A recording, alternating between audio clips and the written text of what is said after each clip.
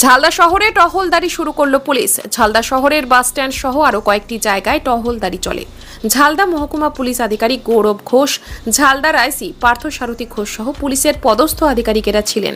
সার্বিক নিরাপত্তার কথা ভেবেই টহলদারি বলে দাবি পুলিশের। পুলিশের এই উদ্যোগকে সাধুবাদ জানিয়েছে ঝালদার সাধারণ মানুষ।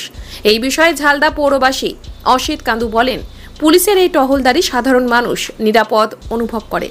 তাছাড়া ঝালদা এমনিতেই শান্তিপ্রিয় জায়গা, তারপর পুলিশের টহলদারি আরও নিরাপত্তা বাড়ল ঝালদার।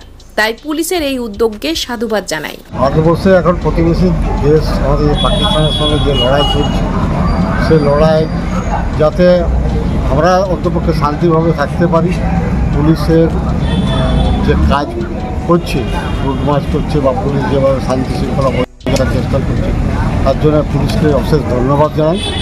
এবং আমরা ঝালদার মানুষ বরাবরই একে অপরের সঙ্গে বন্ধুত্বপূর্ণভাবে আছি এবং মাঝে অন্তপক্ষে এই জিনিসটা যেন দেখতে পারি।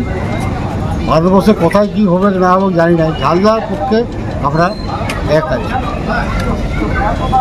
পুলিশের এই উদ্যোগে কি বলবেন?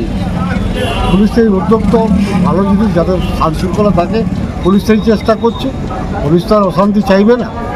পুলিশ শান্তি শৃঙ্খলা যাতে মানুষ নিজের কাজ কর্ম ব্যবসা বাণিজ্য সুষ্ঠুভাবে চলে, সেটাই পুলিশ করছে।